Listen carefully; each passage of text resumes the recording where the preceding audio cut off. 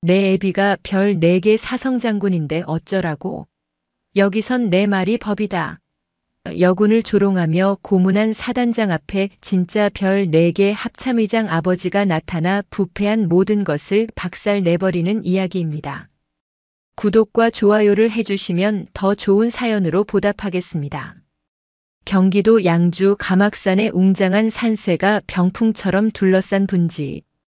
그곳에 대한민국 육군의 최전방을 책임지는 제25보 병사단 통칭 비룡부대가 자리하고 있었다.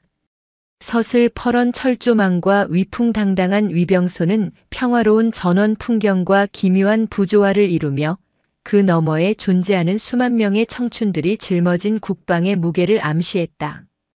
강하늘 중위는 부대 연병장을 가로지르며 폐부 깊숙이 스며드는 아침 공기를 들이마셨다. 그녀의 어깨에 빛나는 다이아몬드 한 개의 계급장은 단순한 장식이 아니었다.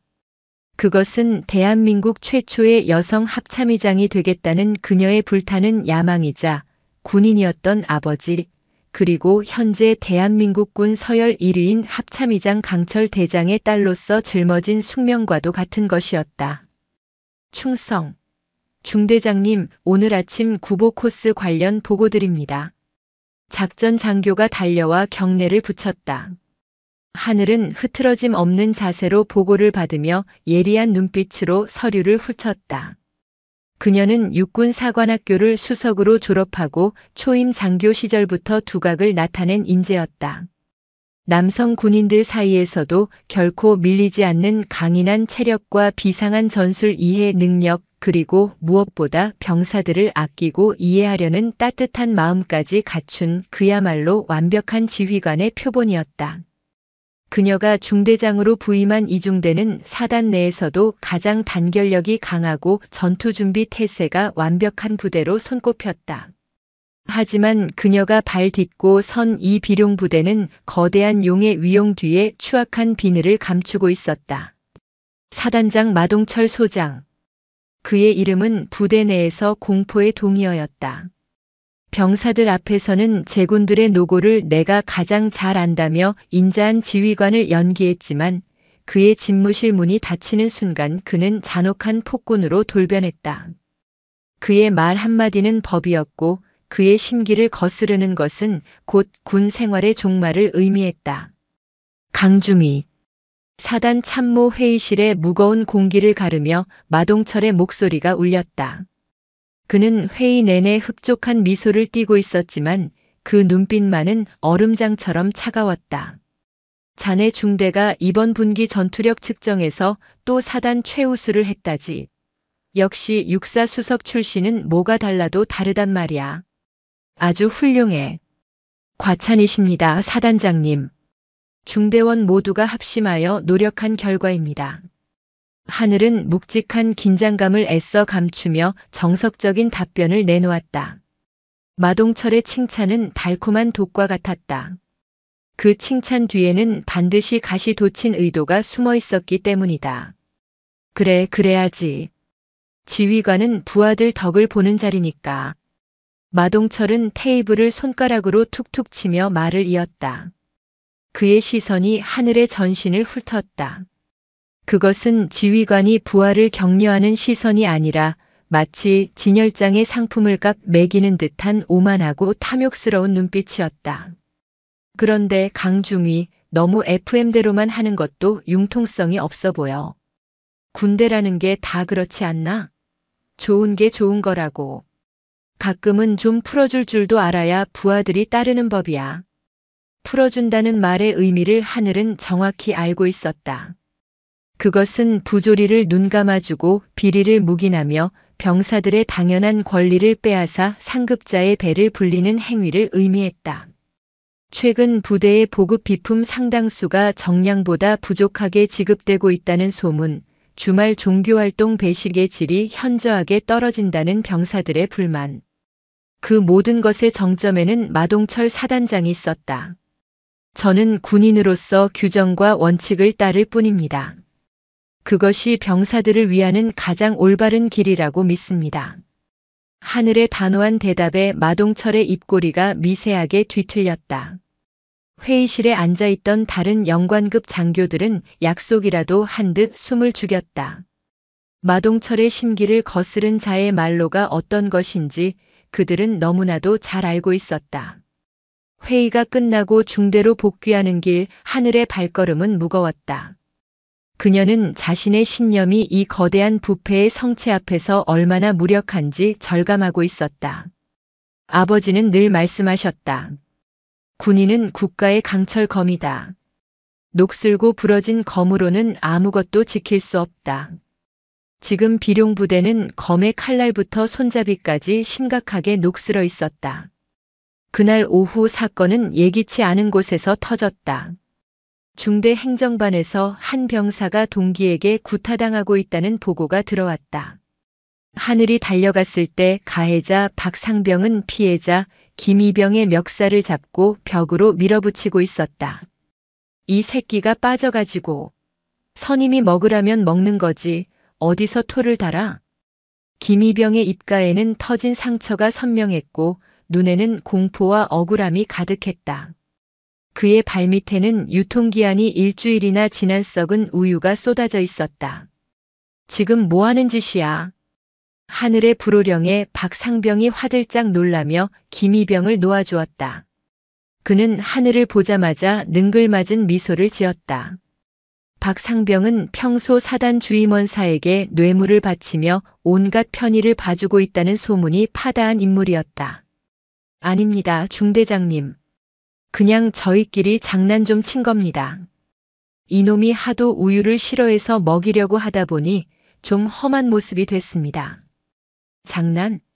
이게 장난으로 보여? 당장 두 사람 모두 군기 교육대 입소 준비해. 이건 명백한 구타 및 가혹행위야. 내 중대에서는 그 어떤 폭력도 용납 못해. 하늘은 단호하게 외쳤다. 김이병은 감격과 불안이 뒤섞인 눈으로 하늘을 바라봤고 박상병의 얼굴에서는 미소가 싹 가셨다. 대신 그 자리를 차지한 것은 서늘한 분노와 경멸이었다. 중대장님 너무하시는 거 아닙니까? 제가 누군지 아시고 이러십니까? 내가 누구든 상관없어. 이 부대에서는 내 부하일 뿐이고 군법을 어겼으면 처벌받는 게 당연해. 그날 저녁 하늘은 자신의 결정이 가져올 파장을 예감했다. 이것은 단순한 병사 간의 다툼이 아니었다. 부패한 권력에 대한 그녀의 첫 번째 선전포고였다. 아니나 다를까 얼마 지나지 않아 사단장 직속 부관으로부터 연락이 왔다. 강중위, 잠시 사단장님 관사로 좀 오셔야겠습니다. 드릴 말씀이 있으시답니다. 수화기 너머의 목소리는 아무런 감정도 담겨 있지 않았지만 하늘은 그 안에 숨겨진 칼날의 섬뜩함을 느낄 수 있었다. 밤에 장막이 내린 비룡부대는 고요했지만 그 어둠 속에서 거대한 용이 탐욕스러운 입을 벌리고 그녀를 기다리고 있었다. 그녀는 군복 매무새를 가다듬고 조금의 망설임도 없이 어둠 속으로 걸어 들어갔다. 강철의 딸은 불의 앞에서 결코 물러서지 않도록 교육받았기 때문이었다. 그 길이 얼마나 험난하고 고통스러울지 아직은 상상조차 하지 못한 채 사단장 관사는 부대 가장 깊숙하고 호화로운 곳에 자리 잡고 있었다. 잘 가꾸어진 정원과 으리으리한 외관은 이곳이 전방부대의 지휘관이 머무는 곳인지 아니면 어느 재벌의 별장인지 헷갈리게 할 정도였다. 하늘은 관사 입구에서부터 자신을 짓누르는 위압적인 공기를 느꼈다. 마동철은 소파에 깊숙이 몸을 묻은 채 와인 잔을 기울이고 있었다. 그의 앞에는 산의 진미가 가득 차려져 있었다. 병사들이 썩은 우유 때문에 고통받는 시간에 부대의 최고 지휘관은 이렇듯 호의호식하고 있었다. 왔나 강중위. 마동철은 하늘을 쳐다보지도 않고 말했다. 그의 목소리에는 낮에 회의실에서 보여주었던 가식적인 온기 대신 싸늘한 경멸감만이 가득했다. 낮에 있었던 일은 들었다. 박상병 건 말이야. 원칙에 따라 처리했을 뿐입니다. 원칙? 마동철이 피식 웃으며 와인 잔을 내려놓았다. 쨍 하는 소리가 유난히 날카롭게 울렸다. 그는 천천히 몸을 일으켜 하늘에게 다가왔다. 술과 고급 향수 냄새가 역겹게 뒤섞여 하늘의 코를 찔렀다. 강중희, 여기는 군대야. 내가 책에서 배운 그런 소꿉놀이 하는 곳이 아니라고. 박상병 아버지가 누군지 알아? 국방부 군수사령부의 실세야. 그놈 하나 잘못 건드리면 우리 사단 전체 보급이 막힐 수도 있어. 그런데 고작 이등병 하나 맞았다고 그 귀한 인맥을 내치겠다는 건가? 한낱 이등병이 아니라 제 부하이자 대한민국 군인입니다. 그리고 그 어떤 인맥도 군법 위에 있을 수는 없습니다. 하늘의 꼿꼿한 대답에 마동철의 얼굴이 흉측하게 일그러졌다. 그는 들고 있던 와인 잔을 벽난로에 집어 던졌다. 와장창. 날카로운 파열음과 함께 붉은 와인이 하얀 벽지를 피처럼 물들였다. 이 계집이 아직도 정신을 못 차렸구나. 내까지 중이 나부랭이가 뭘 안다고 나를 가르치려 들어. 내가 장교면 다야? 계집이 어딜 감히 신성한 군대에서. 마동철의 고함과 함께 온갖 모욕적인 언사가 하늘에게 쏟아졌다. 그것은 단순한 질책이 아니었다. 그녀의 신념, 그녀의 자존심, 그녀의 성별까지 모든 것을 짓밟으려는 명백한 폭력이었다. 하늘은 입술을 굳게 깨물었다. 분노로 온몸이 떨렸지만 여기서 무너지면 모든 것이 끝장이라는 것을 알았다. 그날 이후 하늘을 향한 조직적인 괴롭힘이 시작되었다. 그녀가 올리는 모든 서류는 사소한 트집으로 반려되었고 중대에 배정된 보급품은 항상 마지막 순서로 밀려나거나 아예 누락되기 일쑤였다. 마동철의 충실한 개 역할을 하는 참모들은 사사건건 그녀를 물고 늘어졌다. 강중희, 중대 관리 상태가 이게 뭔가? 연병장 구석에 잡초 하나 있는 게 안 보여? 훈련 계획서를 이따위로 써서 제출해. 생각이 있는 건가 없는 건가? 그들의 비난은 논리도 이유도 없었다. 오직 하늘을 깎아내리고 고립시키려는 악의만이 가득했다. 중대원들도 술렁이기 시작했다. 유능하고 존경받던 중대장이 하루아침에 무능한 장교로 낙인 찍히고 그로 인해 중대 전체가 불이익을 받는 상황을 견디기 힘들어했다. 하늘은 묵묵히 모든 비난과 불이익을 감수했다. 밤에는 아무도 없는 중대장실에서 홀로 아버지의 사진을 보며 눈물을 삼켰다. 아버지, 저는 괜찮습니다. 당신의 딸은 이렇게 쉽게 무너지지 않습니다. 그러던 중 한 줄기 빛처럼 다가온 사람이 있었다. 사단 군수참모부에서 근무하는 최진우 대위였다. 그는 육사 시절부터 하늘과 막역하게 지내온 동기였다. 하늘아, 너 요즘 괜찮은 거냐? 소문이 안 좋아. 아무도 없는 훈련장 한편에서 진우가 걱정스러운 얼굴로 물었다. 그의 얼굴에는 부패한 조직에 순응하며 살아가는 자의 체념과 그럼에도 불구하고 아직 꺼지지 않은 정의감이 공존하고 있었다. 견딜만해. 그런데 너야말로 괜찮아? 안색이 안 좋아 보여. 진우는 주위를 한번 휙 둘러보더니 낮은 목소리로 말했다. 이 사단 생각보다 더 심각하게 썩었어. 내가 군수 물자 장부를 확인하다가 이상한 점을 한두 개 발견한 게 아니야. 유령 회사를 통해 군수품을 납품받고 그 과정에서 엄청난 돈이 빼돌려지고 있어. 식자재부터 시작해서 전투 장비까지 손 안 댄 곳이 없어. 진우의 말은 하늘이 막연하게 추측하던 부패의 실체를 확인시켜 주었다. 병사들의 목숨과 직결된 전투 장비까지 빼돌리고 있다는 사실에 하늘은 온몸의 피가 차갑게 식는 것을 느꼈다.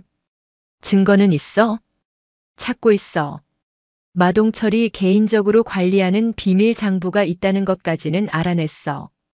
그것만 손에 넣으면 이놈들 전부 군복을 벗길 수 있어. 진우의 눈이 결연하게 빛났다. 하늘은 그의 어깨를 잡았다. 진우야, 위험해. 저놈들은 자기들 밥그릇을 위해서라면 무슨 짓이든 할 놈들이야. 알아. 하지만 이대로 보고만 있을 순 없어. 이건 우리 모두의 목숨이 걸린 문제니까. 내가 모든 걸 해결하고 연락할게. 그때까지만 조금만 더 버텨줘. 진우와의 짧은 만남은 하늘에게 다시 일어설 힘을 주었다. 혼자가 아니었다. 이 어둠 속에서 함께 싸워줄 동지가 있었다.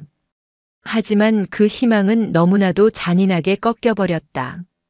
며칠 뒤 사단 전체에 비상이 걸렸다. 야간 사격 훈련 중 불의의 사고가 발생했다는 소식이었다. 그리고 사고의 희생자는 최진우 대위였다.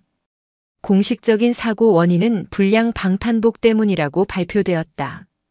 적의 총탄을 막아내야 할 방탄복이 훈련용 공포탄의 파편조차 막아내지 못하고 심장을 관통했다는 어처구니 없는 이유였다.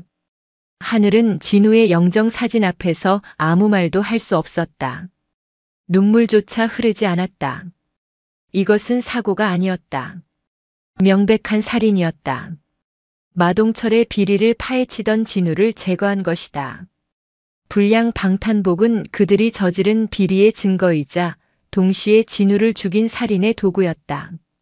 깊은 절망과 무력감이 하늘의 온몸을 덮쳤다. 이 거대한 악의 앞에서 그녀가 할 수 있는 것은 아무것도 없었다. 진실을 외쳐도 들어줄 사람은 아무도 없었고 오히려 그녀마저 위험에 빠질 것이 분명했다. 그때였다. 진우의 장례식장에서 넋을 잃고 앉아있는 하늘에게 한 병사가 다가왔다. 진우가 속했던 군수참모부 소속의 평소 존재감 없이 조용하던 이로운 일병이었다. 그는 하늘의 손에 작은 쪽지 하나를 쥐어주고는 황급히 사라졌다. 쪽지에는 짧은 글씨가 적혀 있었다. 오늘 밤 자정, 부대 뒤편 탄약고. 최 대위님이 남기신 물건이 있습니다. 하늘의 심장이 세차게 뛰기 시작했다. 이것은 진우가 남긴 마지막 메시지이자 어쩌면 이 지옥 같은 현실을 뒤집을 수 있는 유일한 열쇠일지도 모른다. 그녀는 주먹을 꽉 쥐었다. 두려움보다 분노가 절망보다 복수심이 뜨겁게 타올랐다. 그녀는 더 이상 물러서지 않을 것이다. 진우의 죽음을 헛되이 하지 않기 위해서라도 반드시 진실을 밝혀내야만 했다. 자정의 부대는 죽은 듯 고요했다.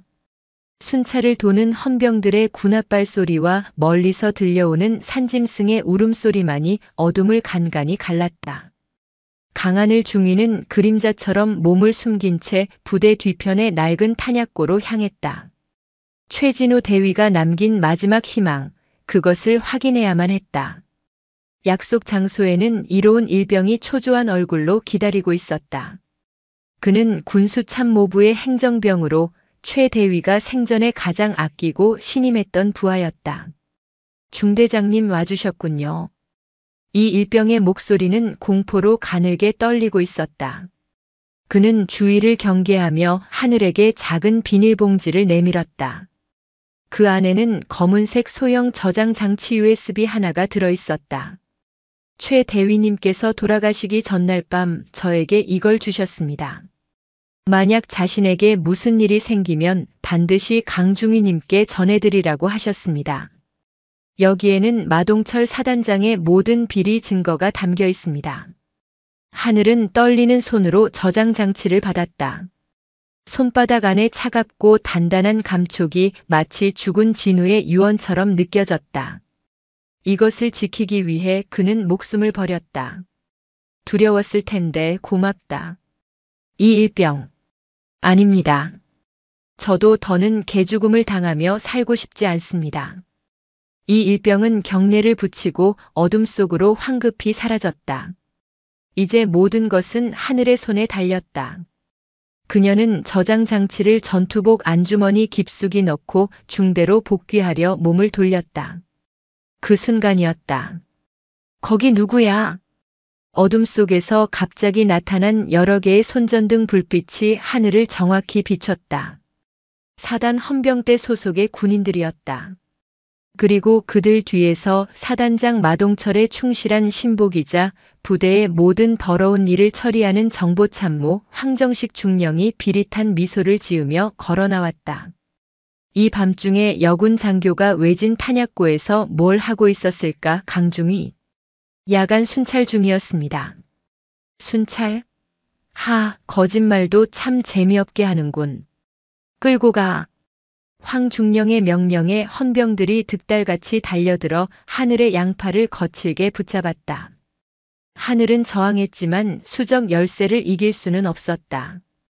그들은 하늘을 중대장실이나 헌병대 사무실이 아닌 부대 내에서도 가장 인적이 드문 폐창고로 끌고 갔다. 육중한 철문이 닫히자 창고 안은 희미한 전구 불빛만이 깜빡이는 밀실로 변했다. 먼지와 녹슨 쇠냄새가 코를 찔렀다. 창고 중앙에는 낡은 의자 하나가 놓여 있었고 황중령은 그 앞에 서서 하늘을 기다리고 있었다.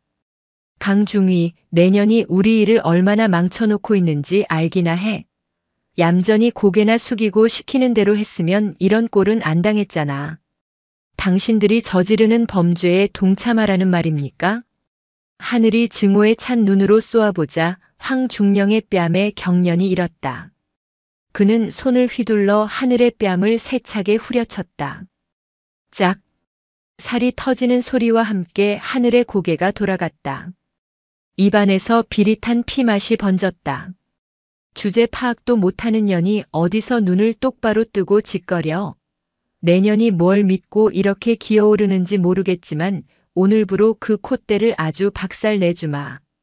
황중령의 지시에 헌병 2명이 하늘을 의자에 억지로 앉히고 밧줄로 몸을 꽁꽁 묶었다. 하늘은 필사적으로 발버둥 쳤지만 단련된 남성 군인들의 완력을 당해낼 수는 없었다. 이로운 일병이 너한테 뭘 줬지? 그 새끼가 최진우 밑에서 뭘 빼돌렸는지 순순히 불어.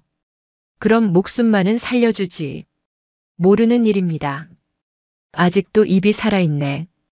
황중령은 싸늘하게 웃으며 옆에 있던 부하에게 눈짓했다. 부하는 검은색 가방에서 군용 전기 충격기를 꺼내 들었다. 지직거리는 푸른 스파크가 어둠 속에서 섬뜩하게 빛났다. 하늘의 눈동자가 순간 흔들렸다. 마지막 기회다. 저장장치 어디에 숨겼어? 죽여라. 하늘은 이를 악물고 말했다. 여기서 무너지면 진우의 죽음은 정말로 개죽음이 되고 만다. 아버지의 딸로서 대한민국 군인으로서의 마지막 자존심이었다. 좋아, 내가 선택한 길이다. 황중령의 말이 떨어지기 무섭게 부하가 들고 있던 전기 충격기가 하늘의 옆구리를 파고들었다. 끄악! 온몸의 근육이 뒤틀리고 신경이 타들어가는 듯한 끔찍한 고통이 하늘을 덮쳤다. 눈앞이 번쩍이며 비명조차 제대로 지를 수 없었다. 숨이 막히고 의식이 흐려졌다. 하지만 그녀는 정신을 잃지 않기 위해 필사적으로 입술을 깨물었다. 터진 입술에서 흘러내린 피가 턱을 타고 흘렀다. 2년을 전기 충격기로 지져라. 정신이 번쩍 들게 만들어. 황중령의 악에 바친 고함이 창고를 울렸다. 고문은 끝없이 이어졌다. 전기 충격과 함께 무자비한 구타가 쏟아졌다. 그들은 하늘의 군복을 찢고 걷어차고 짓밟았다. 그녀의 몸은 만신창이가 되어갔지만 그녀의 눈빛만은 꺾이지 않았다. 그 눈빛은 오히려 더욱 차갑고 날카롭게 빛나며 눈앞의 짐승들을 쏘아보고 있었다. 얼마나 시간이 흘렀을까? 하늘의 의식이 가물가물해질 무렵 황중령은 지쳤다는 듯 고문을 멈췄다. 독한 년 오늘 밤은 이 정도로 하지. 하지만 내일 아침까지 내놓지 않으면 이보다 더한 지옥을 맛보게 될 거다. 내년의 군 생활은 물론이고 인생 자체를 끝장내주마. 그들은 축 늘어진 하늘을 밧줄로 묶은 채 차가운 창고 바닥에 내버려 두고 떠났다. 육중한 철문이 닫히는 소리가 지옥의 문이 닫히는 소리처럼 들렸다. 온몸이 부서질 듯한 고통 속에서 하늘은 희미하게 정신을 차렸다. 찢어진 전투복 안주머니 속 손끝에 작은 저장 장치의 감촉이 느껴졌다. 아직 빼앗기지 않았다. 그것이 그녀에게 남은 유일한 희망이자 무기였다. 차가운 시멘트 바닥에 쓰러진 채 하늘은 흐려지는 시야로 창고의 작은 창문을 바라보았다. 창문 너머로 새벽의 여명이 밝아오고 있었다. 그녀는 생각했다. 이 길고 어두운 밤이 지나면 과연 자신에게 아침이 찾아올 수 있을까? 부러진 날개를 가진 새는 더 이상 날 수 없다. 하지만 하늘은 포기하지 않았다. 날 수 없다면 기어서라도 이 지옥을 빠져나가 진실을 세상에 알려야 했다. 죽은 동료를 위해, 고통받는 병사들을 위해, 그리고 아버지의 이름에 부끄럽지 않은 딸이 되기 위해. 그녀의 눈에서 뜨거운 눈물 한 방울이 흘러내려 흙먼지 가득한 바닥을 적셨다. 그것은 나약함의 눈물이 아니라 강철보다 더 단단한 복수의 맹세였다. 차가운 시멘트 바닥에서 강하늘 중위는 간신히 의식을 끌어모았다. 온몸의 모든 세포가 비명을 지르는 듯한 통증, 특히 전기 충격기가 닿았던 옆구리는 불에 달군 쇠로 지지는 듯한 고통이 파도처럼 밀려왔다. 찢어진 입술에서는 비릿한 피맛이 계속 번졌고 눈은 퉁퉁 부어올라 세상을 뿌연 필터를 통해 보는 것 같았다. 하지만 이 모든 육체적 고통보다 그녀를 더 괴롭히는 것은 심장을 얼어붙게 만드는 절망감과 차갑게 타오르는 분노였다. 이대로 죽을 순 없어. 그녀는 이를 악물었다. 최진우 대위의 얼굴이 떠올랐다. 정의를 위해 목숨을 바친 동기, 그가 마지막으로 남긴 진실의 불씨를 이대로 꺼뜨릴 수는 없었다. 그리고 아버지 강철 대장의 얼굴이 스쳐 지나갔다. 언제나 강하고 올곧았던 아버지. 그에게 배운 군인 정신이, 그가 물려준 강철 같은 의지가 아직 그녀의 심장에 남아 있었다. 하늘은 짐승 같은 신음을 삼키며 몸을 움직였다. 밧줄은 그녀의 몸을 단단히 올가매고 있었지만 고문으로 정신이 없던 그들이 저지른 실수가 있었다. 손목을 묶은 매듭이 약간 헐거웠다.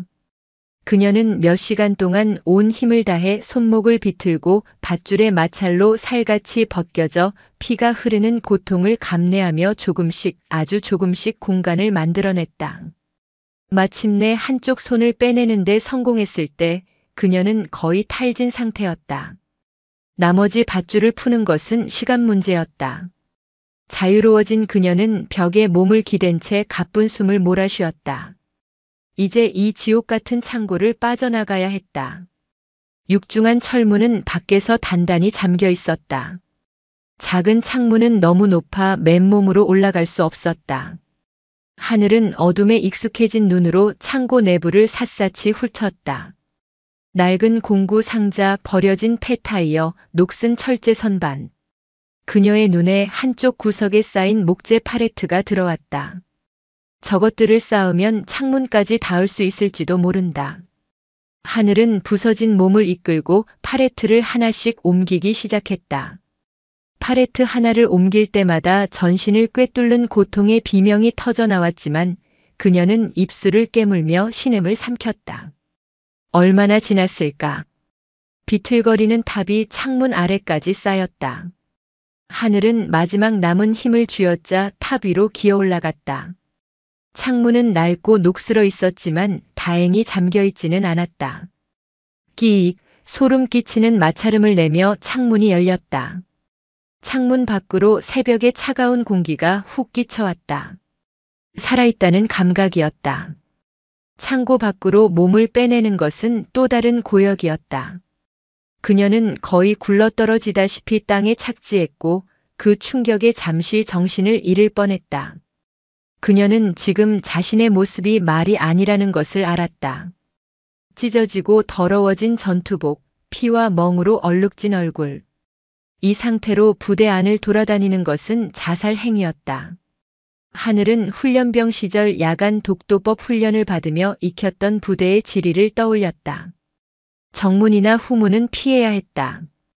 경계가 가장 허술한 곳, 부대 동쪽 끝에 위치한 철조망, 그곳에는 폭우로 인해 약해진 집안의 틈이 있었다. 그녀는 그림자처럼 부상당한 짐승처럼 어둠을 이용해 몸을 숨기며 철조망을 향해 나아갔다. 수색견의 울음소리가 들릴 때마다 심장이 철렁 내려앉았지만 그녀는 멈추지 않았다. 마침내 철조망에 도착한 그녀는 흙을 파내고 몸을 우겨 넣어 간신히 부대를 빠져나왔다. 민간의 땅을 밟는 순간 그녀는 긴장이 풀리며 그대로 쓰러질 것만 같았다. 하지만 아직 끝이 아니었다. 황정식과 마동철은 곧 그녀가 사라진 것을 알게 될 것이다. 그들의 손이 미치지 않는 곳으로 가야 했다. 그리고 이 모든 사실을 알릴 유일한 사람에게 연락해야만 했다. 아버지. 자신의 휴대전화는 이미 빼앗겼을 터였다. 부대 근처의 공중전화는 사용 기록이 남을 수 있어 위험했다. 그녀는 산길을 따라 한참을 걸었다. 동이 트기 시작할 무렵 작은 시골 마을의 버스 정류장이 보였다. 그녀는 첫 차를 타고 무작정 양주 시내로 향했다. 버스 안의 사람들이 힐끔힐끔 쳐다보는 시선이 따가웠지만 아랑곳할 수 없었다. 한편 서울 용산의 합동참모본부 의장실. 대한민국 군 서열 1위 강철 대장은 새벽부터 집무실을 지키고 있었다. 산더미처럼 쌓인 보고서를 처리하고 있었지만 그의 신경은 온통 다른 곳에 가 있었다. 어젯밤부터 딸 하늘에게서 연락이 없었다. 아무리 바빠도 하루에 한 번은 꼭 안부 전화를 하던 딸이었다. 혹시나 하는 마음에 몇 번이나 전화를 걸었지만 돌아오는 것은 전원이 꺼져 있어라는 차가운 기계음뿐이었다. 불길한 예감이 그의 심장을 옥죄었다. 자신의 딸이 보통 군인들과는 다른 길을 걷고 있다는 것을, 그녀의 강직한 성품이 언젠가 부패한 자들과 부딪힐 것이라는 것을 그는 이미 예감하고 있었다. 하지만 설마 이토록 빨리, 이토록 심각한 상황에 처했을 줄은 몰랐다. 그는 비서실장에게 전화를 걸어 25사단 지휘 통제실에 연락해 강하늘 중위의 상태를 확인해 보라고 지시하려던 참이었다. 바로 그때 그의 책상에 놓인 비상직통 전화기의 붉은 램프가 깜빡였다. 외부에 검증되지 않은 회선으로부터 걸려온 극히 이례적인 콜이었다. 강철은 망설임 없이 수화기를 들었다. 합참의장이다. 아버지. 수화기 너머로 들려온 목소리는 너무나도 가늘고 갈라져서 하마터면 딸의 목소리라고 인지하지 못할 뻔했다. 그 목소리에는 이루 말할 수 없는 고통과 피로 그리고 절박함이 담겨 있었다. 하늘이냐? 괜찮은 거냐? 무슨 일이야? 강철은 자신도 모르게 자리에서 벌떡 일어났다. 평생을 군인으로 살며 단 한 번도 잃어본 적 없는 냉철함이 속절없이 무너져 내렸다. 아버지 시간이 없어요. 들으세요. 하늘은 약속된 암호를 사용했다. 그것은 그녀가 어릴 적 아버지가 장난처럼 알려준, 하지만 실은 진짜 위급 상황을 위해 만들어둔 그들만의 언어였다. 비룡의 날개가 부러졌습니다. 곳곳이 썩어 문드러져 더는 날 수가 없습니다. 비룡은 25사단을 의미했다. 날개가 부러졌다는 것은 지휘 체계가 붕괴되고 자신의 신변에 심각한 위협이 닥쳤다는 뜻이었다. 지금 어디냐? 강철이 필요합니다. 아버지의 강철검이 이곳의 부정을 베어야만 합니다. 뚜둑. 전화가 끊겼다. 강철은 잠시 동안 움직이지 못하고 수화기를 든 채 서 있었다. 그의 머릿속에서는 딸의 고통스러운 목소리가 계속해서 메아리 쳤다. 비룡의 날개가 부러졌다. 강철이 필요하다. 그는 천천히 수화기를 내려놓았다. 그리고 거대한 대한민국 전도가 그려진 벽으로 다가갔다. 그의 손가락이 경기도 양주시를 가리켰다. 제25보병 사단의 위치였다. 그의 얼굴에서 모든 감정이 사라졌다. 슬픔, 걱정, 불안. 그 모든 것을 집어삼킨 자리에는 오직 얼음보다 차갑고 강철보다 단단한 분노만이 남았다. 국가를 지키는 장군으로서의 분노가 아니었다. 목숨보다 소중한 딸이 짓밟힌 것을 알게 된 한 아버지의 원초적인 분노였다. 그는 자신의 부관을 호출했다. 일주일간의 내 모든 공식 일정을 취소하게. 국방부 장관님께는 내가 직접 보고하겠다. 그리고 지금 당장 가장 낡고 눈에 띄지 않는 민간 화물 트럭 한 대와 작업복을 준비해. 내가 직접 몰고 갈 거다. 부관의 눈이 휘둥그레졌지만 감히 이유를 묻지 못했다. 합참의장의 눈에서 그는 지옥의 불길을 보았다. 대한민국 군 역사상 전례 없는 한 아버지가 딸을 구하기 위한, 그리고 썩어빠진 군을 도려내기 위한 비밀 작전이 그렇게 한 남자의 가슴 속에서 타오르는 눈물과 함께 시작되고 있었다. 다음 날 새벽 경기도 양주로 향하는 국도 위를 낡은 1톤 화물 트럭 한 대가 묵묵히 달리고 있었다. 운전대를 잡은 남자는 거친 작업복에 빛바랜 모자를 푹 눌러 쓴 영락없는 중년의 트럭 운전사였다. 하지만 그의 어깨는 굳건했고 핸들을 쥔 손의 마디는 굵었으며 무엇보다 백미러를 통해 언뜻 비치는 그의 눈빛은 평범한 운전사의 것이라고는 믿을 수 없을 만큼 서늘하고 예리했다. 대한민국 합동참모의장 강철 대장은 자신의 모든 계급과 직위를 벗어던지고 김기사라는 이름의 평범한 납품업자로 변신해 있었다. 그의 트럭 짐칸에는 부대 PX에 납품할 라면과 과자 상자가 가득 실려 있었다. 그의 최측근 부관이 하룻밤 사이에 완벽하게 준비한 위장이었다. 강철은 알고 있었다. 만약 합참의장의 신분으로 25사단을 방문한다면 마동철은 융숭한 의전과 거짓 보고로 모든 진실을 가릴 것이라는 것을. 썩은 부위를 도려내기 위해서는 칼날을 가장 깊숙한 곳까지 몰래 찔러 넣어야만 했다. 그는 자신의 눈으로 직접 딸이 겪었을 지옥을 확인하고 그곳의 실상을 파악해야만 했다. 오전 9시 트럭은 마침내 제25보 병사단 위병소에 도착했다. 충성, 어디서 오셨습니까? 어리고 앳된 얼굴의 위병이 깍듯하게 경례를 붙이며 물었다. 강철은 모자를 더욱 깊이 눌렀으며 무뚝뚝하게 대답했다. PX 물건 실어 왔소. 여기 납품증. 위병은 서류를 확인하고는 무전으로 상부에 보고했다. 잠시 후 차단기가 천천히 올라갔다. 트럭이 부대 안으로 들어서는 순간 강철의 눈빛이 매섭게 빛났다. 사단 전체에 흐르는 공기는 무겁고 침체되어 있었다. 연병장을 오가는 병사들의 표정에는 생기가 없었고 간부들의 눈에는 권태와 짜증이 서려 있었다. 잘 훈련된 최전방 사단의 팽팽한 긴장감이라고는 찾아볼 수 없었다. 마치 거대한 수용소와도 같은 분위기였다. 강철은 PX 창고 앞에 트럭을 세우고 직접 짐을 내리기 시작했다. 그의 진짜 목적은 납품이 아니었다. 이 부대의 가장 밑바닥, 가장 진솔한 목소리를 듣기 위함이었다. 아저씨, 이거 이쪽으로 옮겨주세요. PX 관리병이 다가와 손가락으로 위치를 가리켰다. 강철은 일부러 허리를 짚으며 앓는 소리를 냈다. 아이고 허리야. 젊은 양반이 좀 도와주면 어디 덧나나? 제가 지금 바빠서요. 관리병은 귀찮다는 듯 고개를 저었다. 그때 옆에서 같이 작업하던 다른 병사가 그를 툭 치며 말했다.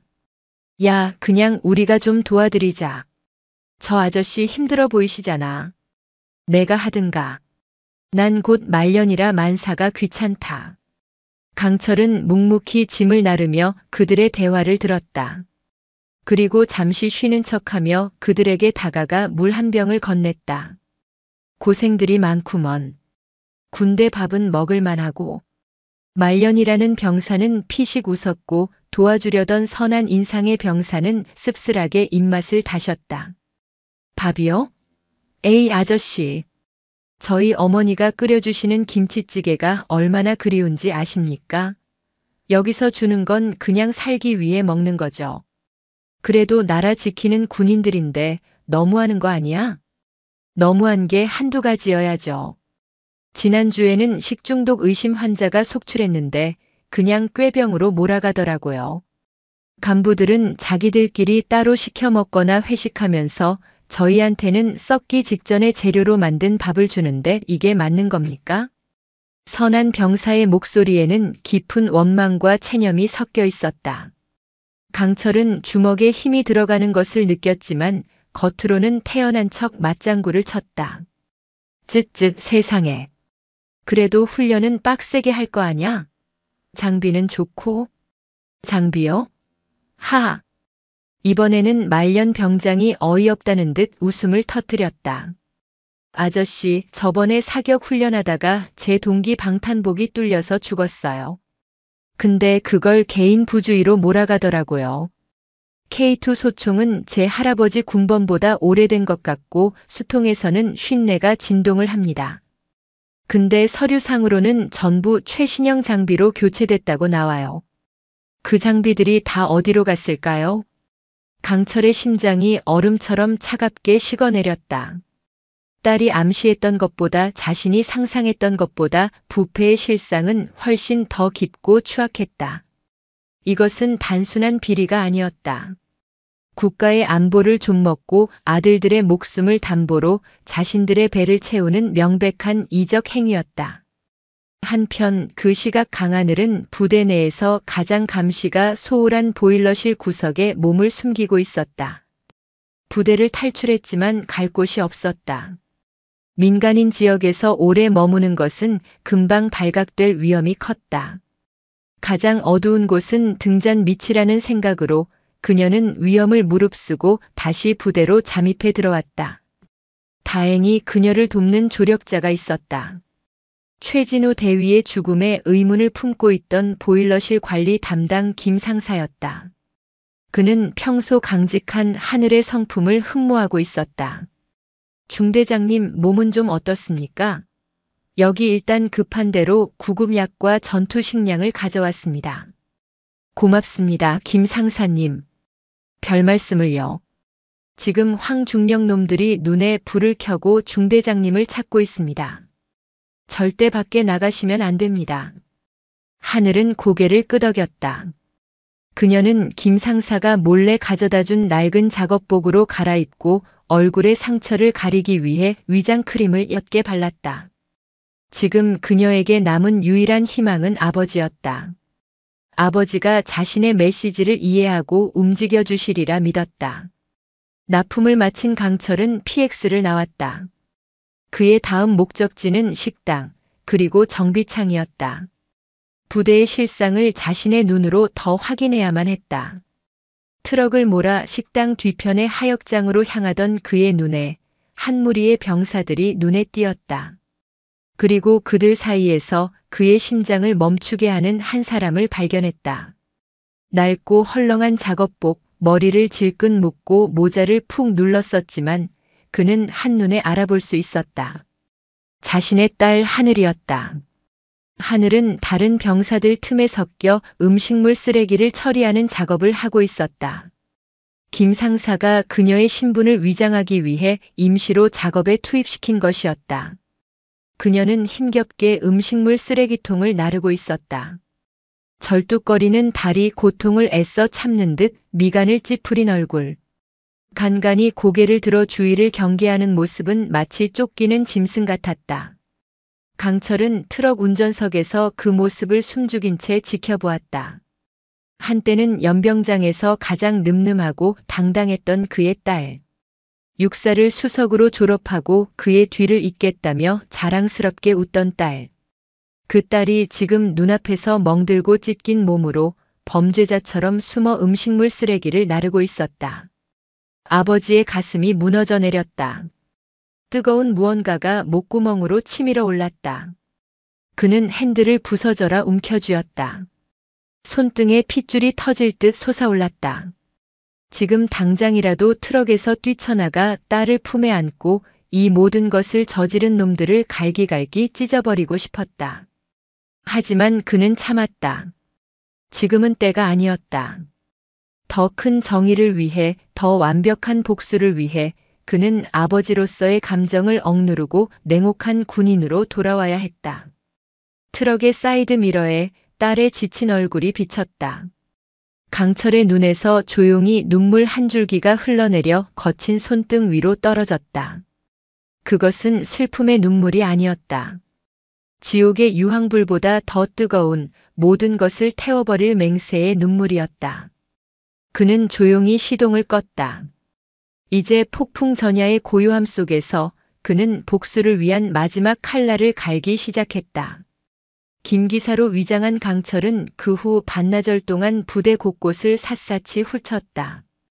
그의 평범한 행색은 누구의 의심도 사지 않았고 오히려 부대의 경계심을 무너뜨리는 최고의 무기가 되었다. 그는 정비창에서는 정비병들에게 담배를 나눠주며 노후된 장비에 대한 불만을 들었고 식당에서는 취사병들에게서 빼돌려지는 식자재의 유통 경로에 대한 정보를 얻었다.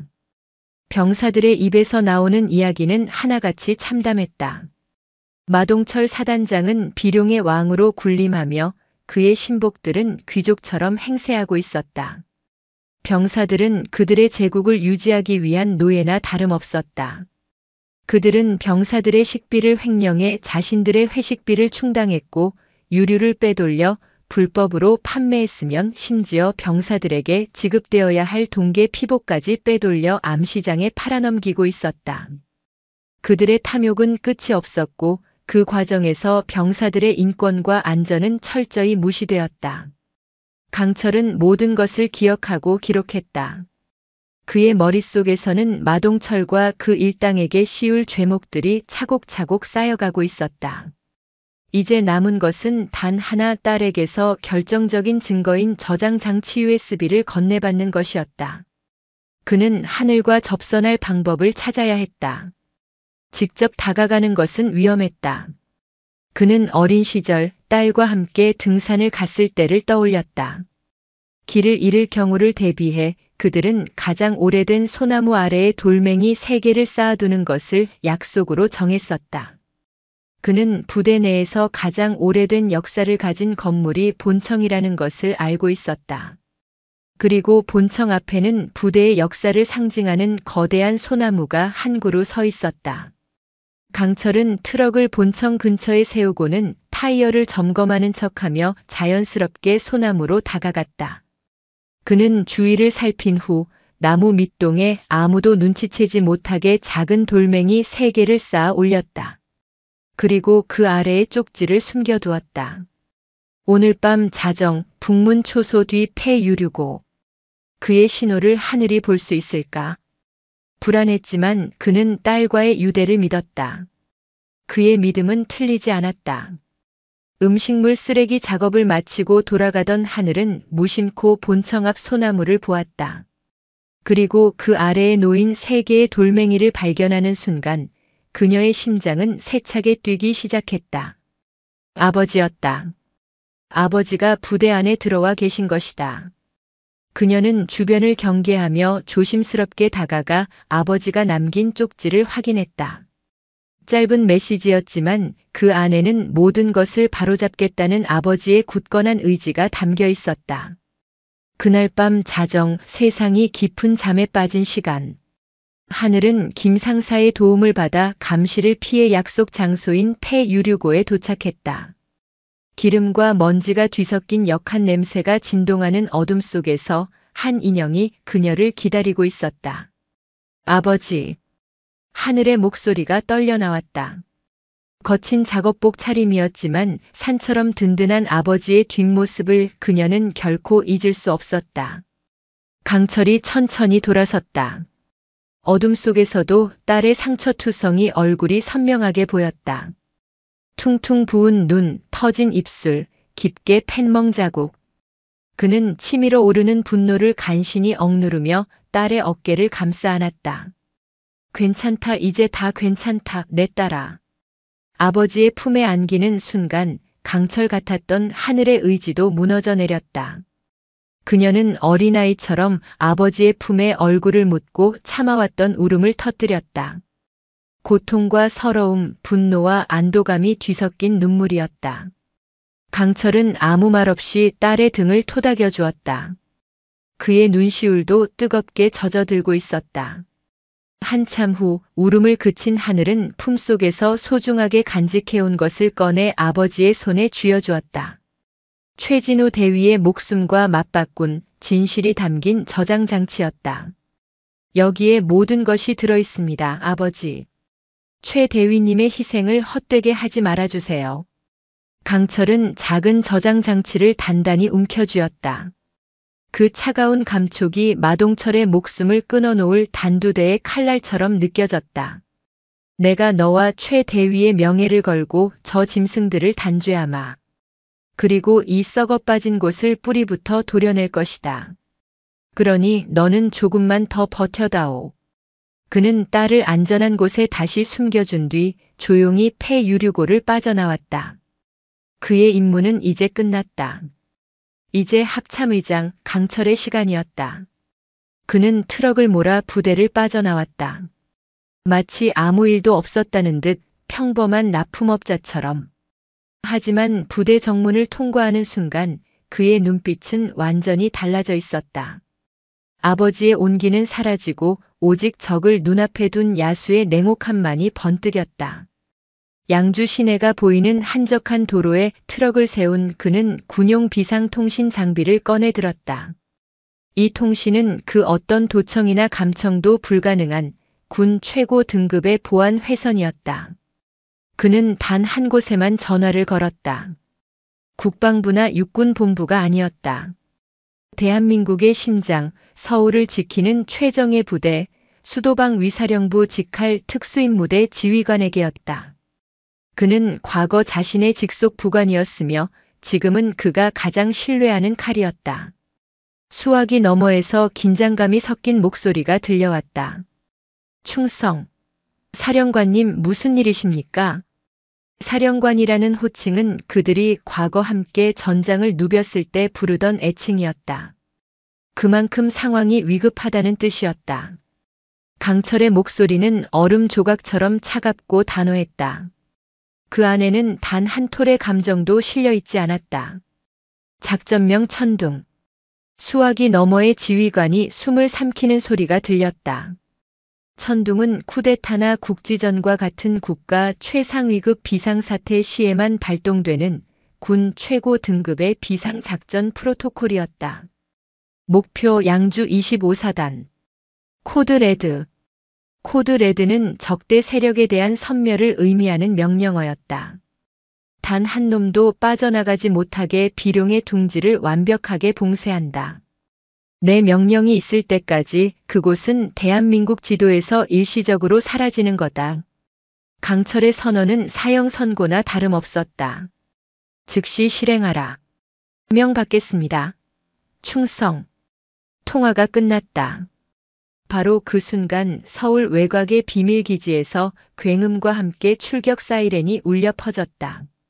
잠들어 있던 대한민국 최정예 특수임무대원들이 일사불란하게 무장하기 시작했다.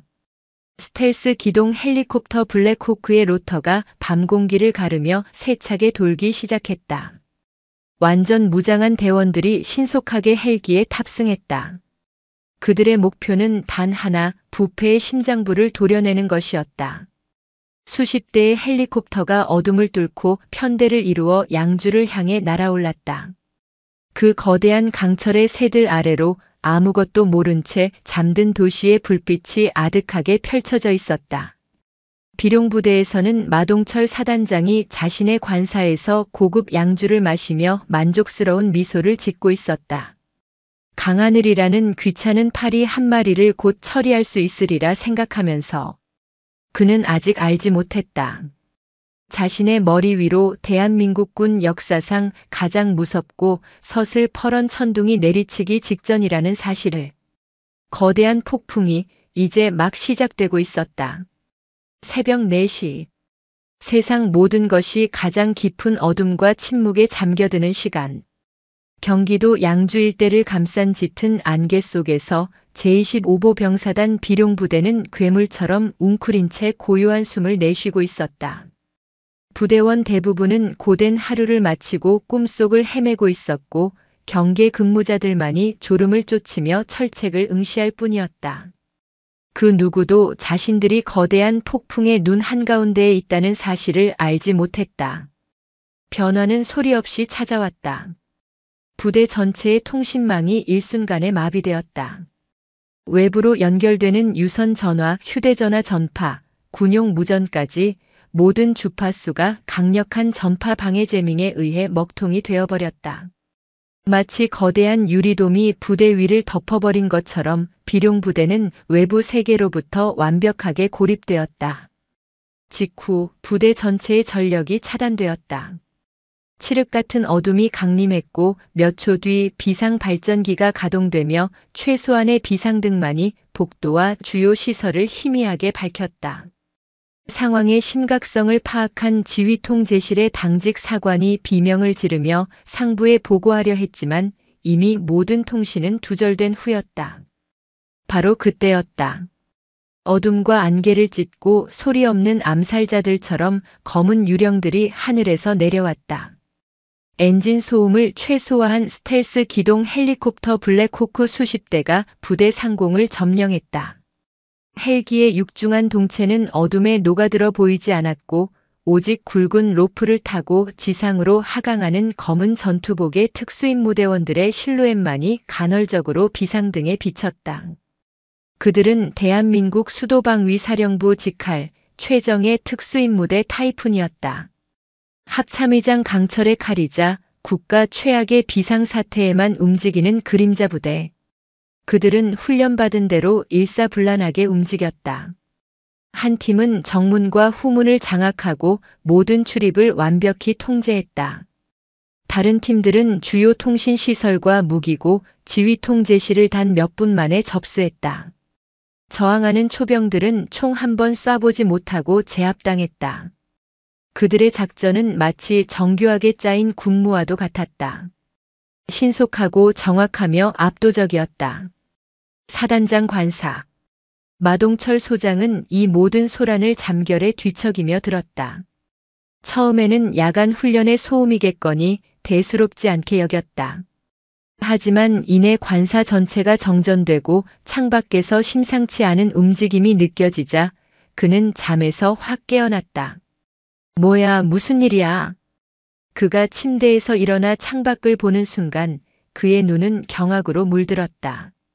칠흑 같은 어둠 속에서 검은 전투복을 입고 최신형 소총으로 무장한 군인들이 자신의 관사를 완벽하게 포위하고 있었다. 그들의 군복에는 25사단의 마크가 없었다. 처음 보는 부대 마크였다. 이놈들이 미쳤나? 여기가 어디라고 함부로. 마동철은 상황 파악도 제대로 하지 못한 채 분노에 휩싸였다. 자신이 보고받지 못한 훈련이거나 혹은 어느 정신 나간 놈들의 하극상이라고 지레짐작했다. 그는 잠옷 바람으로 뛰쳐나가 현관문을 열고 고래고래 소리를 질렀다. 내 놈들 소속이 어디야? 당장 지휘관 데려와. 이놈의 새끼들이 사단장 관사의 총구를 겨눠. 그의 앞을 막아선 것은 강철 같은 인상의 특임대 팀장이었다. 그는 소령 계급장을 달고 있었지만 2개의 별을 단 마동철 앞에서 조금도 위축되지 않았다. 그는 경례조차 하지 않은 채 얼음처럼 차가운 목소리로 말했다. 합동참모의장님의 직접 명령에 따라 제25보 병사단은 이 시간부로 완벽히 통제되었습니다. 합참의장이라는 말에 마동철의 기세가 순간 꺾였다. 하지만 그는 이내 헛웃음을 터뜨렸다. 뭐? 합참의장? 의장님께서 나한테는 아무런 언질도 없이 이런 미친 짓을 벌이셨다고. 거짓말하지 마라 이놈아. 당장 철수하지 않으면 내 놈들 부대 전체를 군법회의에 세워주마. 마동철 소장. 팀장의 목소리가 한 톤 더 낮아졌다. 귀관은 현재 시간부로 제25보 병사단장의 모든 지휘 권한을 박탈당했다. 더 이상의 소란은 공무집행 방해로 간주하고 현장에서 즉시 체포하겠다. 내 이놈이. 마동 PRACTISING 이성을 잃고 팀장의 멱살을 잡으려던 순간이었다. 슈. 밤하늘을 가르는 날카로운 비행음과 함께 다른 헬기들과는 비교도 되지 않는 위용을 자랑하는 검은색 지휘 헬기 한 대가 사단 연병장 중앙으로 하강하기 시작했다. 모든 특임대원들이 약속이라도 한 듯 헬기를 향해 부동자세로 서서 경례를 붙였다. 헬기의 거대한 랜딩 기어가 지면에 닿고 천천히 후방 램프가 열렸다. 안개와 어둠을 뚫고 역광을 받으며 한 남자가 모습을 드러냈다. 대한민국 군을 상징하는 정복, 어깨 위에서 찬란하게 빛나는 4개의 별. 가슴을 가득 메운 훈장들. 무엇보다 그 어떤 적도 얼어붙게 만드는 압도적인 위엄과 서슬퍼런 분노를 담은 눈빛. 합동참모의장 강철 대장이었다. 그는 트럭 운전사 김 기사의 허름한 모습을 완전히 벗어던지고 대한민국군 서열 1위의 본 모습으로 자신의 왕국의 강림한 폭군을 심판하기 위해 돌아왔다. 마동철은 그 자리에 얼어붙었다. 그의 얼굴에서 분노가 썰물처럼 빠져나가고 그 자리에는 이해할 수 없는 공포와 혼란이 가득 찼다. 왜? 도대체 왜 합참의장이 직접 이곳에, 그것도 군 최정예 특임대까지 이끌고 나타났단 말인가? 자신의 비리가 아무리 크다 한들 이 정도의 무력을 동원할 사안은 아니었다. 충성. 의장님, 여긴 어인일로. 마동철은 허둥지둥 경례를 하며 강철에게 다가가려 했다. 하지만 강철은 그에게 눈길 한 번 주지 않았다. 그는 마동철을 마치 길가의 돌멩이처럼 혹은 벌레처럼 무시하고 지나쳤다. 그의 발걸음은 조금의 망설임도 없이 사단 지휘통제실과 연결된 방송센터를 향하고 있었다. 강철의 등 뒤로 특임대원들이 마동철의 앞을 가로막았다. 더 이상 앞으로 나아갈 수 없게 된 마동시 HEOL은 그 자리에 우두커니 서서 강철의 뒷모습을 바라볼 수밖에 없었다. 그는 아직 깨닫지 못했다. 자신이 짓밟고 고문했던 그 연약한 여군 중위가 바로 저 강철의 심장을 가진 남자의 목숨보다 소중한 딸이었다는 사실을. 그리고 자신의 안락했던 왕국에 이제 막 지옥의 심판이 시작되었음을. 새벽의 차가운 공기 속에서 마동철은 난생 처음으로 등골을 타고 흐르는 섬뜩한 공포를 느꼈다. 사단 방송센터를 접수한 강철은 마이크 앞에 섰다. 그의 뒤에는 무장한 특임대원들이 도열해 있었고 통제실의 모든 요원은 총구 앞에서 얼어붙은 채 움직이지 못했다. 강철은 조정관을 잡고 부대 내 모든 스피커와 연결된 방송 스위치를 올렸다. 지이그 하는 소음과 함께 새벽의 정적을 깨고 강철의 목소리가 비룡부대 전체에 울려 퍼졌다. 잠들어 있던 병사들은 천둥처럼 울리는 그 목소리에 화들짝 놀라 잠에서 깨어났다. 제25보 병사단 장병 여러분, 나는 대한민국 합동참모의장 대장 강철이다. 그 목소리에는 강철처럼 차갑고 묵직한 분노가 담겨 있었다. 오늘 나는 여러분의 지휘관으로서가 아닌 이 나라의 군을 바로 세워야 할 책임을 가진 군인으로서 이 자리에 섰다. 지난밤 이 부대에는 국가 안보를 좀먹는 반역 행위가 만연하고 있다는 첩보가 입수되었다. 이에 군 최고 등급 비상 프로토콜 천둥을 발동, 25사단의 지휘권을 합참해서 직접 통제한다. 병사들은 내무반 침상에 걸터 앉은 채 스피커에서 흘러나오는 믿을 수 없는 말에 귀를 기울였다. 반역 행위, 합참의장의 직접 통제. 그야말로 영화에서나 벌어질 법한 일이었다. 지금부터 여러분은 이 부대를 갉아먹고 있던 추악한 진실을 목도하게 될 것이다. 모든 내무반과 사무실의 모니터를 주목하라. 강철의 명령과 함께 그의 부관이 최진우 대위가 목숨과 맞바꾼 저장장치 USB를 재생시켰다.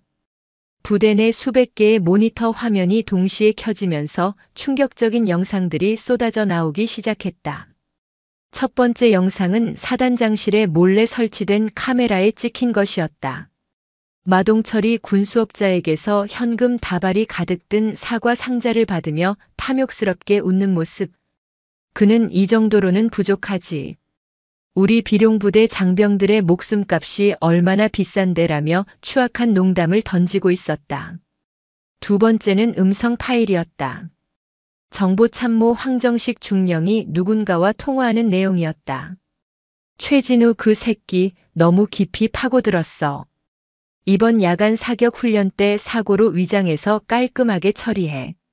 방탄복은 제일 낡아빠진 걸로 골라서 입히고 최 대위의 죽음이 사고가 아닌 계획된 살인이었음이 명백하게 드러나는 순간이었다.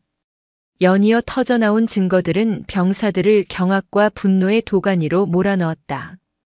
병사들의 식비와 피복비를 횡령한 장부 유령 회사를 통해 군납 비리를 저지른 계약서, 간부들이 유흥업소에서 법인카드를 사용한 내역 그리고 마지막으로 어둡고 음습한 폐창고에서 찍힌 영상이 화면을 가득 채웠다. 영상 속에서는 황정식 중령과 그의 수하들이 한 명의 여군 장교를 의자에 묶어놓고 무자비하게 고문하고 있었다. 전기 충격기에 푸른 스파크가 터지고 고통에 찬 비명이 울려 퍼졌다. 모니터를 지켜보던 병사들은 숨을 삼켰다. 영상 속 여군 장교의 얼굴은 멍과 피로 얼룩져 있었지만 그들은 그녀가 누구인지 똑똑히 알아볼 수 있었다. 강하늘 중이었다. 언제나 병사들 편에 서서 원칙을 지키려 했던, 그래서 부당하게 미움받고 고립되었던 바로 그 지휘관이었다. 병사들은 그제야 모든 것을 깨달았다. 강중희가 겪어야 했던 부당한 괴롭힘과 억압의 이유를, 그리고 자신들이 외면하고 방관했던 진실의 무게를. 죄책감과 분노가 뒤섞인 탄식이 내무반 곳곳에서 터져나왔다. 강철의 목소리가 다시 한번 방송을 통해 울려 퍼졌다. 영상 속에서 짐승들에게 짓밟히고 있던 저 군인이 바로 나의 딸이다. 부대 전체가 순간 정적에 휩싸였다. 충격 그 자체였다. 강하늘 중위가 합참의장의 딸이라고. 내 딸은 여러분과 똑같은 동료 군인으로서 썩어빠진 지휘부의 불의에 맞서 싸웠다. 동료의 억울한 죽음의 진실을 밝히려다 저 짐승들에게 린치를 당했다. 이것은 단순히 한 여군 장교에 대한 폭력이 아니다. 군의 명예를 더럽히고 국가에 대한 충성을 배신한 명백한 이적 행위다. 강철의 연설이 절정에 달했을 때 방송센터의 문이 열리고 특임대원들에게 이끌려 나온 마동철과 황정식이 연병장 중앙에 내동댕이 쳐졌다. 그들은 완전히 넋이 나간 표정이었다. 특히 마동철은 강하늘 중위가 의장의 딸이라는 말을 듣는 순간 사형 선고를 받은 죄수처럼 얼굴이 새하얗게 질려버렸다. 특임대원들은 수많은 병사들이 지켜보는 앞에서 그들의 어깨에 달린 계급장을 칼로 뜯어냈다. 한때는 절대 권력을 상징했던 별과 대나무 잎이 흙바닥에 힘없이 떨어졌다. 끌고 가. 강철의 나지막한 명령에 특임대원들은 두 사람을 짐짝처럼 질질 끌고 가 헬기에 쳐넣었다. 마동철은 마지막 발악처럼 비명을 질렀다. 아니다. 이건 모함이다. 강철, 내 놈이 사적인 감정으로 군을. 그의 외침은 헬기의 육중한 램프가 닫히면서 허무하게 끊겼다. 그때 연병장 한쪽에서 한 인형이 천천히 모습을 드러냈다. 특임대원들의 호의를 받으며 걸어 나오는 사람은 바로 강하늘이었다. 그녀는 낡은 작업복 차림이었지만 더 이상 숨거나 두려워하지 않았다. 퉁퉁 부은 얼굴과 절뚝거리는 다리는 그녀가 겪은 고통의 훈장이었고 꺾이지 않은 꼿꼿한 허리는 그녀의 불굴의 의지를 증명했다. 수천 명의 병사들이 숨죽인 채 그녀를 바라보았다. 그들의 눈에는 경외와 미안함 그리고 존경심이 뒤섞여 있었다. 그녀는 연병장 중앙 아버지의 앞에 섰다. 강철은 아무 말 없이 딸의 어깨에 손을 올렸다. 그의 눈에는 아버지로서의 애틋함과 지휘관으로서의 자랑스러움이 함께 담겨 있었다.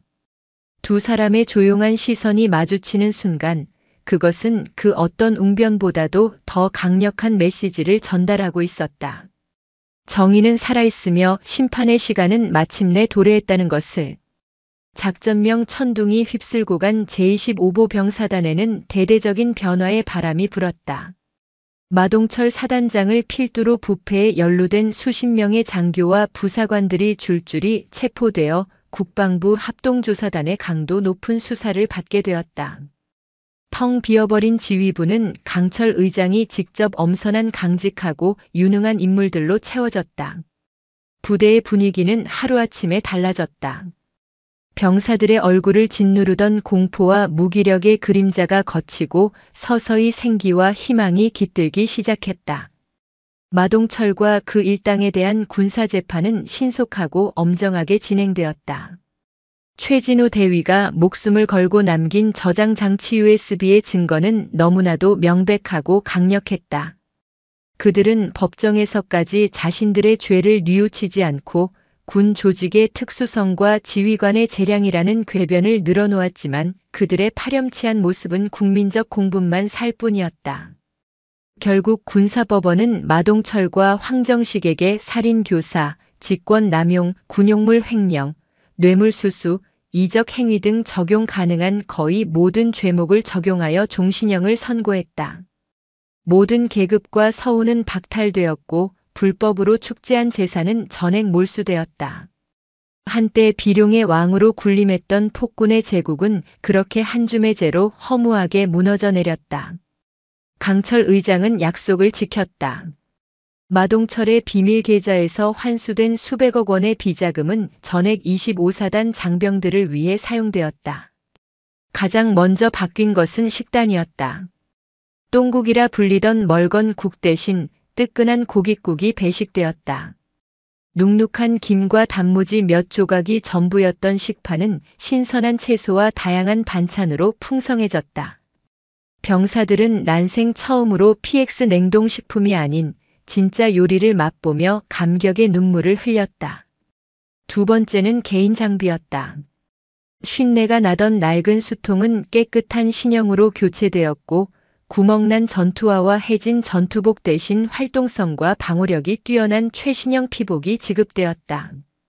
특히 모든 방탄복은 적의 소총탄을 막아낼 수 있는 최고 등급의 제품으로 전면 교체되었다.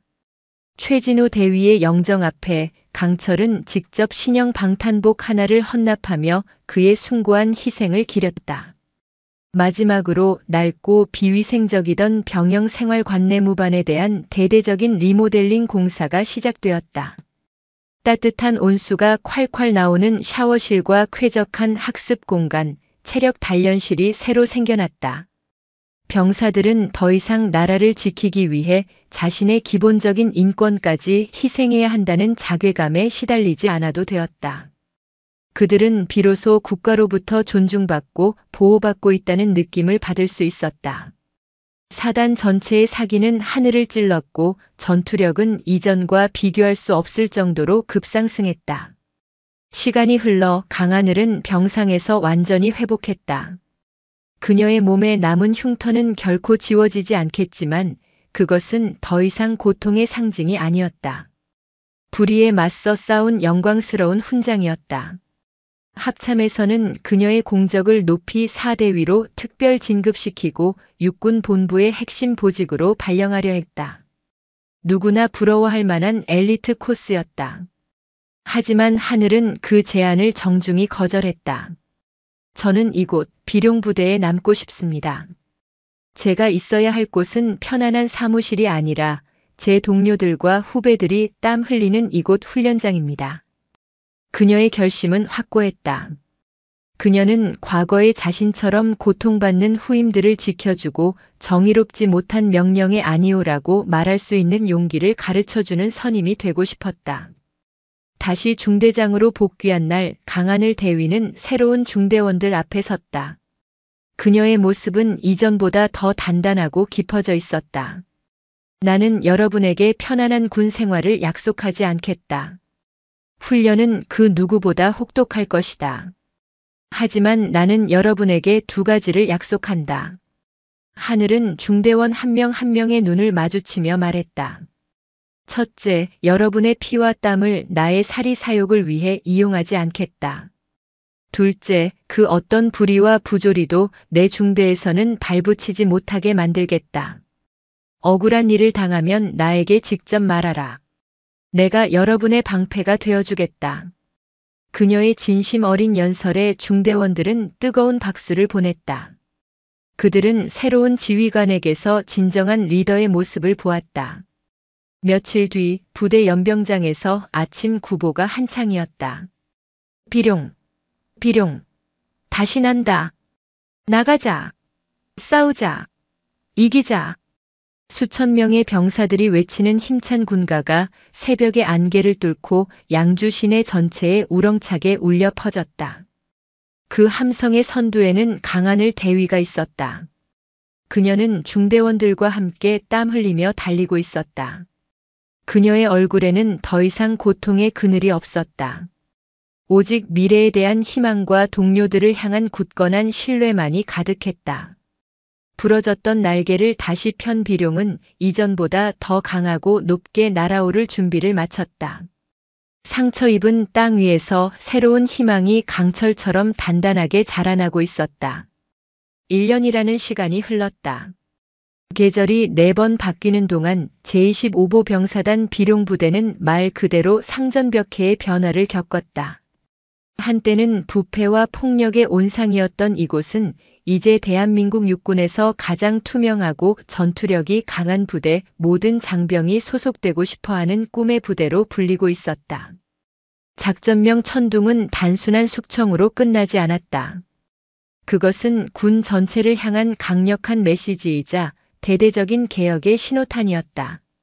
강철 합참의장은 마동철 사건을 계기로 군납 비리, 인사청탁, 병영 부조리 등 군대에 만연한 고질적인 병폐를 뿌리 뽑기 위한 항제전장 감사 시스템을 도입했다. 이름 그대로 항상 전쟁터에 있다는 마음으로 군을 감시하고 정화하는 이 시스템은 군 전체에 건강한 긴장감을 불어넣었다. 더 이상 병사들을 소모품으로 여기는 지휘관은 설 자리를 잃었다. 그 변화의 중심에는 강하늘 대위가 있었다. 그녀가 이끄는 이중대는 비룡부대 내에서도 최강의 중대이자 가장 인간적인 중대로 통했다. 5번 목표물 적 전차 발견, 즉시 제압 사격. 파주의 실기동 훈련장, 포연과 흙먼지가 자욱한 능선 위에서 강하늘의 카랑카랑한 목소리가 전장을 갈랐다. 그녀의 지휘 아래 이중대원들은 마치 한 몸처럼 일사불란하게 움직였다. K2 전차의 굉음과 함께 발사된 포탄이 수 킬로미터 밖의 표적을 정확하게 명중시켰다. 보병들은 신속하게 약진하여 목표 고지를 점령했고 통신병은 드론을 이용해 실시간으로 전장 상황을 중대장에게 보고했다. 그들의 움직임에는 한치의 오차도 불필요한 망설임도 없었다. 훈련 종료. 전원 피해 상황 보고. 훈련 종료 신호탄이 터지자 강하늘은 가장 먼저 부상자 여부를 확인했다. 훈련은 실전처럼 혹독했지만 그녀에게 인명보다 중요한 것은 없었다. 중대장님, 이쪽입니다. 박 이병이 발목을 접질린 것 같습니다. 분대장의 다급한 보고에 강하늘은 한달음에 달려갔다. 앳된 얼굴의 신병이 고통스러운 표정으로 주저앉아 있었다. 강하늘은 망설임 없이 그의 군장을 대신 짊어지고 직접 그를 부축해 일으켰다. 괜찮아. 이 정도는 금방 낫는다. 훈련 중에 다치는 건 부끄러운 게 아니야. 그걸 이겨내고 다시 일어서는 게 진짜 군인이다. 그녀의 따뜻한 격려에 박이병의 얼굴에 안도와 감동의 빛이 어렸다. 중대원들은 그런 그녀의 모습을 존경과 신뢰가 가득한 눈으로 바라보았다. 그들에게 강하늘은 단순한 지휘관이 아니었다. 자신들을 지켜주는 든든한 방패이자 따라야 할 이정표와도 같은 존재였다. 훈련을 마치고 부대로 복귀한 강하늘의 사무실로 갓 임관한 신임 소위가 찾아왔다. 그는 육사를 차석으로 졸업한 인재로 수많은 부대 중에서 직접 25사단 그리고 강하늘의 중대를 지원한 청년이었다. 중대장님, 드릴 말씀이 있습니다. 무슨 일인가, 박소위. 오늘 훈련을 보며 다시 한번 느꼈습니다. 제가 왜 이곳에 오고 싶어 했는지를요. 육사 시절 천둥 작전에 대한 이야기는 전설처럼 전해져 내려왔습니다. 한 분의 의로운 저항이 거대한 조직을 어떻게 바꿀 수 있는지를 똑똑히 보았습니다. 저도 중대장님 같은 군인이 되고 싶습니다. 박소위의 눈은 동경과 열정으로 빛나고 있었다. 강하늘은 씁쓸하게 미소 지었다. 자신은 전설 속 영웅이 아니었다. 그저 동료의 억울한 죽음을 외면할 수 없었고 스스로의 양심을 지키고 싶었을 뿐이었다. 나를 영웅으로 보지 말게, 박소위. 나는 그저 살아남았을 뿐이야. 진짜 영웅은 자신의 목숨을 바쳐 진실의 불씨를 남긴 최진호 대위 같은 분들이지. 우리는 그분들의 희생을 잊지 않고 그분들이 만들고 싶었던 군대를 이어나갈 책임을 지고 있을 뿐이야. 그녀는 창밖으로 보이는 최진호 대위의 추모비를 바라보며 말했다. 부대에서 가장 양지 바른 곳에 세워진 추모비 앞에는 오늘도 병사들이 자발적으로 가져다 놓은 국화꽃이 소담하게 피어 있었다. 며칠 뒤 강철 합참의장이 비공식적으로 25사단을 방문했다. 그는 요란한 의전이나 수행원 없이 10수년은 더 타서 낡아빠진 지프를 직접 몰고 나타났다. 그는 더 이상 김기사로 위장할 필요가 없었지만 여전히 권위보다는 진심으로 부대를 보고 싶어 했다. 아버지. 훈련을 마치고 막 복귀하던 강하늘이 달려와 경례를 붙였다. 강철은 딸의 어깨를 두드리며 인자하게 웃었다. 이제 제법 대위 티가 나는구나. 얼굴이 아주 늠름해졌어. 두 사람은 나란히 부대 안을 걸었다. 강철의 눈에는 놀라움과 감동이 서려 있었다. 병사들의 얼굴에는 그가 김기사 시절에 보았던 공포와 체념 대신 건강한 자신감과 활기가 넘쳐 흘렀다. 마주치는 병사들마다 그에게 진심에서 우러나오는 존경심을 담아 충성을 외쳤다. 그들은 최진호 대위의 추모비 앞에 섰다. 강철은 거수 경례를, 하늘은 묵념을 올렸다. 비석에는 정의는 별처럼 스스로 빛난다는 문구가 새겨져 있었다. 훌륭한 군인이었다. 그의 희생이 없었다면 이 모든 변화는 불가능했을 거다. 강철이 나지막이 말했다. 하늘은 조용히 고개를 끄덕였다. 두 사람은 새로 지어진 병사 식당에서 병사들과 똑같은 식판에 밥을 받아 마주 앉았다. 과거 마동철이 사내 진미를 즐기던 바로 그 시간에 합참의장과 일선 중대장이 병사들과 함께 김이 모락모락 나는 밥을 먹는 풍경. 그것이야말로 비룡부대의 변화를 상징하는 가장 극적인 장면이었다. 이제 내 꿈에 한 걸음 더 다가선 것 같구나. 강철이 식사를 마치고 딸에게 물었다. 하늘은 숟가락을 내려놓고 아버지를 바라보았다. 제 꿈은 단순히 별을 다는 것이 아닙니다, 아버지. 저는 아버지처럼 되고 싶습니다. 그녀의 목소리는 조용했지만 그 안에는 강철의 심장을 울리는 힘이 있었다. 자신의 안위보다 부하를 먼저 생각하고 불의와 타협하지 않으며 가장 높은 곳에 있되 가장 낮은 곳을 살피는 그런 지휘관 말입니다.